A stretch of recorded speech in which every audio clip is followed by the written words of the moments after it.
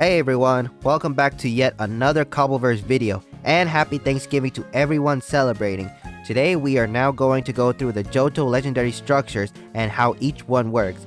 So far I have explained both the Kanto and Hoenn structures on my channel, which if you haven't seen it yet, go check them out and leave a like on them as well while watching, and also subscribe to not miss upcoming videos. But with this video now being out, that means there is only the Sinnoh legendary structures that is left to go through, which the update isn't out yet, but I will work on it the moment they are released, and I'll explain why it might take a while to release at the end of this video. My friends and I haven't been playing ever since we finished recording the final episode of the Johto series season 3, which will be out eventually, but for now we gotta get through the rest of this region's legendary structures, so sit back, relax, grab some food and drinks as this one is going to be decently long, but let's finally get right into this video.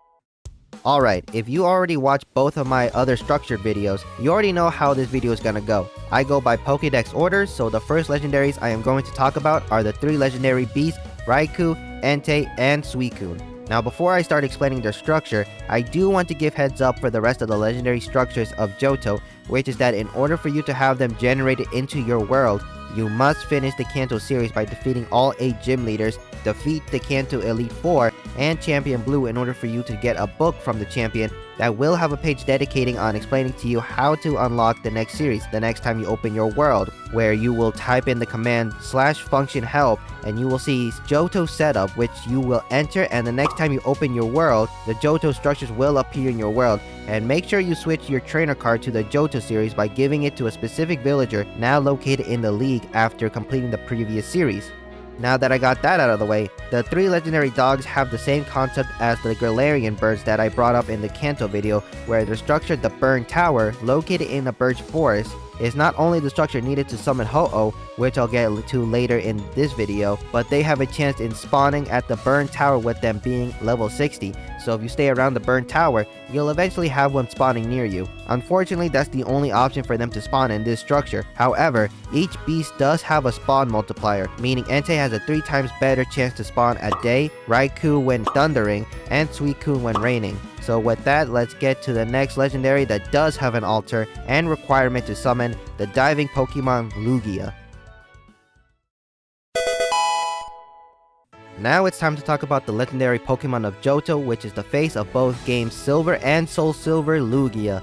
Now in order to find Lugia's structure, World Island, this structure can only be generated in the deep cold ocean biome. Now once you do enter the structure, on your right there is a lectern with a book on it, which if you read it, it basically tells you that in order for you to summon Lugia, you need to locate another structure first to acquire the Silver Wing, which can only be found in the Team Rocket radio tower that only generates in the savanna biomes.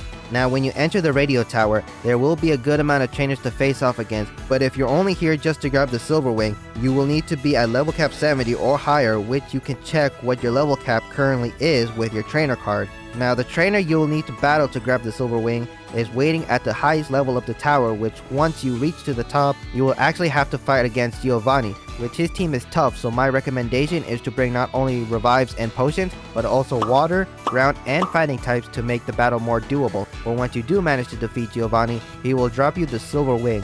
So all you now gotta do is head back to World Island and right click on the altar with the Silver Wing in your hand, and you will have successfully summoned the diving Pokemon Lugia. Now before I go to the next Pokemon, Lugia does actually have another form in this game that you can unlock, which can be acquired in the Team Rocket radio tower as well, which is Shadow Lugia. Now in order to transform Lugia into its shadow form, you will need 2 items from the radio tower, the Shadow Heart and 8 Corrupted Shards.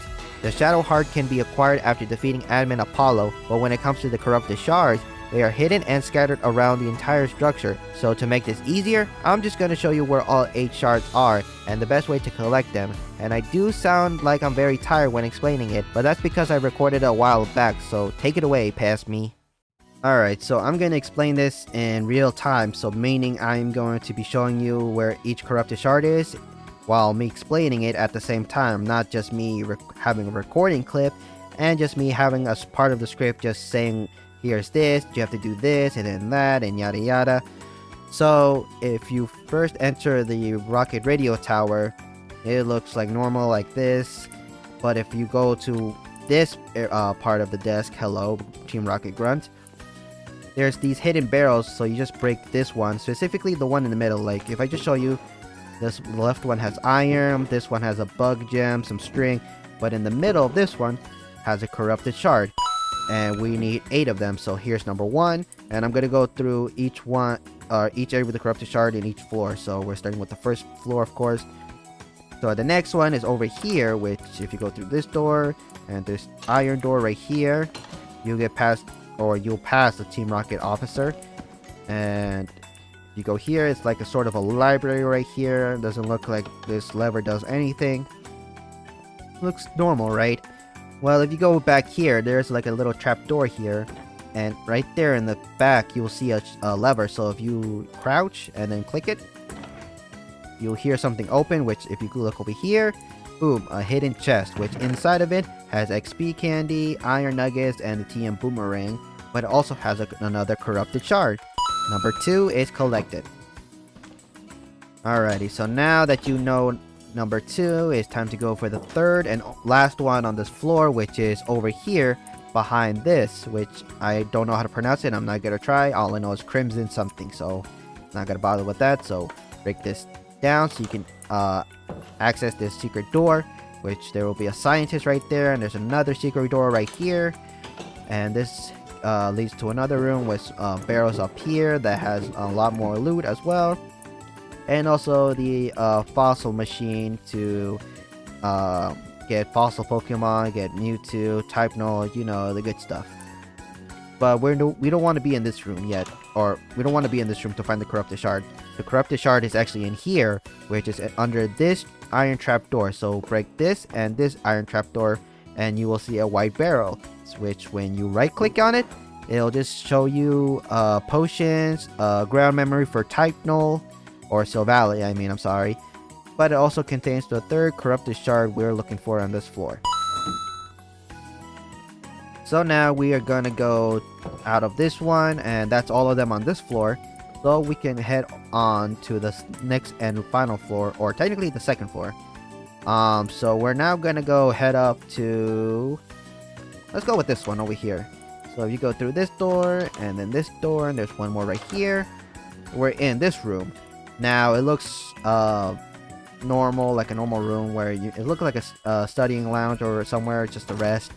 In this room, there's also a raw megastone and some gems, so if you need those, there's that. And more relic coins, and X accuracy, special attack, and X attack boost. And that looks like that's basically it, right? Well, no.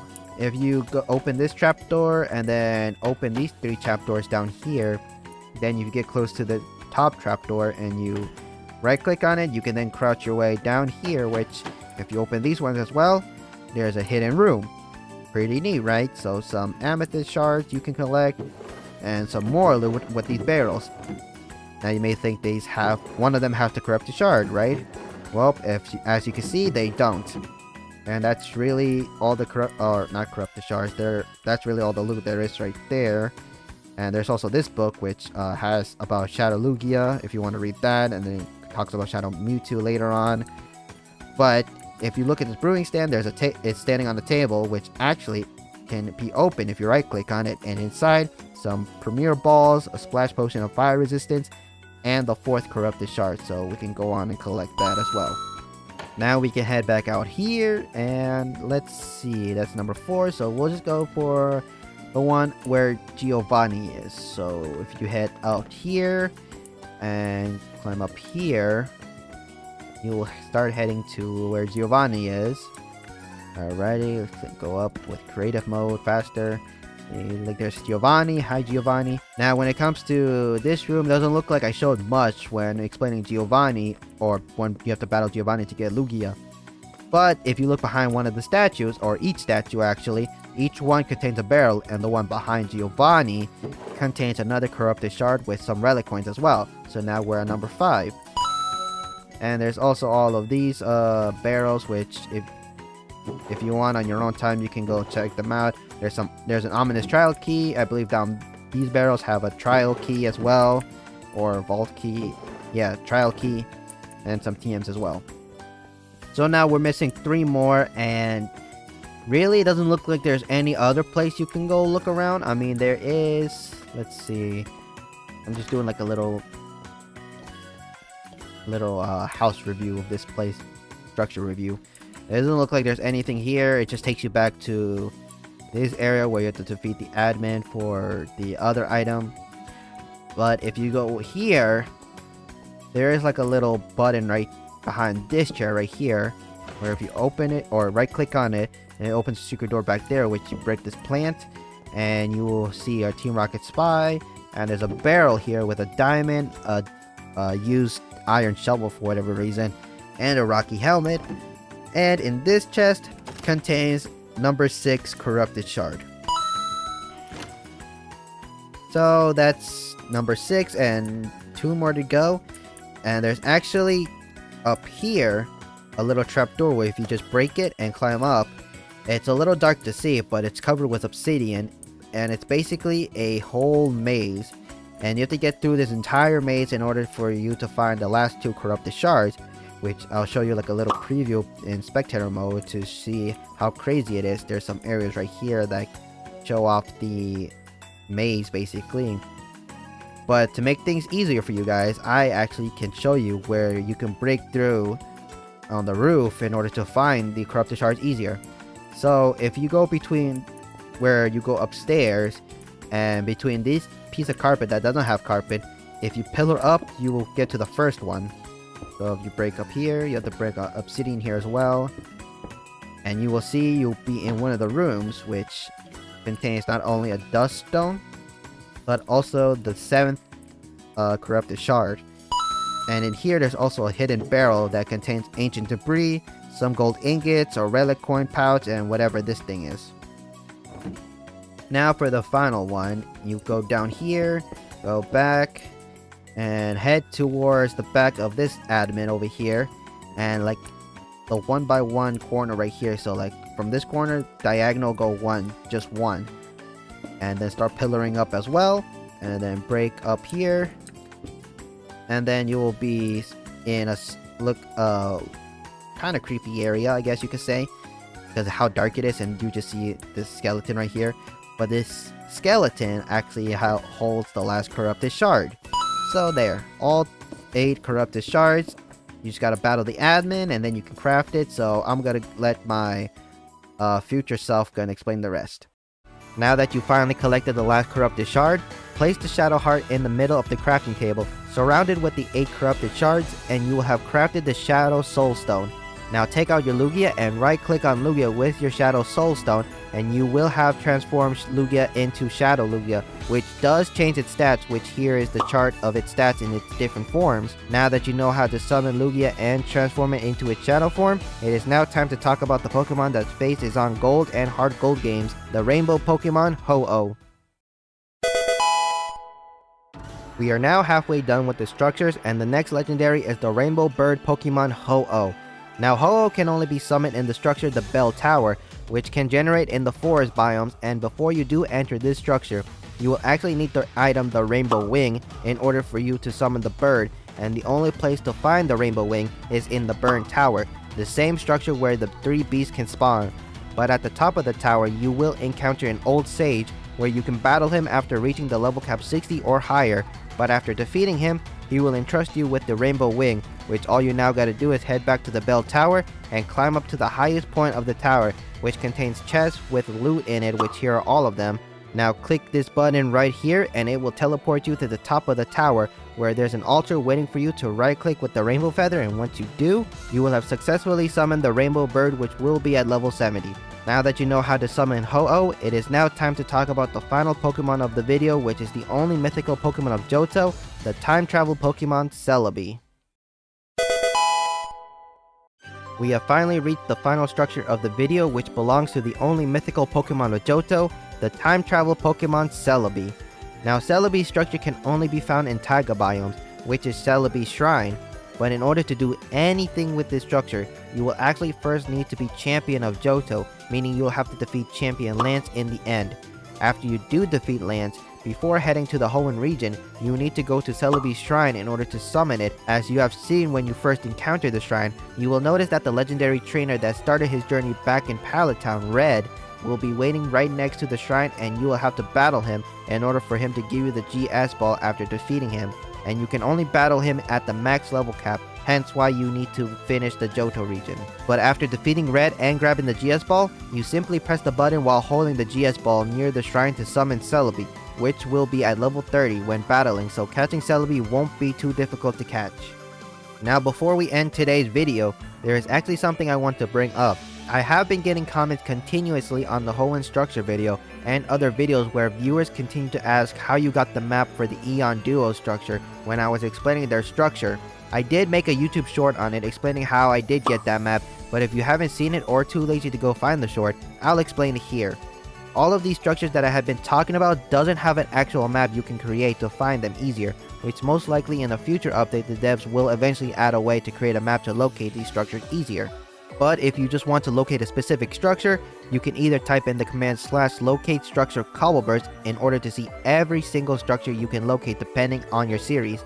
Or there is a mod you can install on Modpack with this mod pack, which is the Explorer's Compass, which all you gotta do is click on your mod pack, click on install content, head to mods and search up Explorer's Compass, install the latest version to your mod pack, and the next time you open your world, all you gotta do is craft a compass, which here is the crafting recipe. But when you right click it, you can search up every structure implemented in the mod pack, and when searching for one, it will give you coordinates to the nearest one, which if it doesn't find the structure you are looking for, it might not be within the radius of 10,000 blocks, which is the search limit, so keep on exploring your world in order to find the structure you are trying to locate to make your adventure fun and easy. And with that, that concludes today's structure video. I hope you all enjoyed this video as I tried my hardest in trying to catch up with Cobbleverse legendary structures, which as the release of this video, the first part of the Sinnoh update has been out for a while now, and the reason why the second part of the update, which are the legendary structures of Sinnoh, isn't releasing soon is because the devs actually did a poll on their Discord server where everyone agreed that they would like to have each region with their respective structures in their own dimension, so different overworlds for each region from what I'm understanding. So because of this, the devs did explain that this will be a big project to tackle, so please understand that they need time to make all of this work, and I know this will be amazing once it comes out.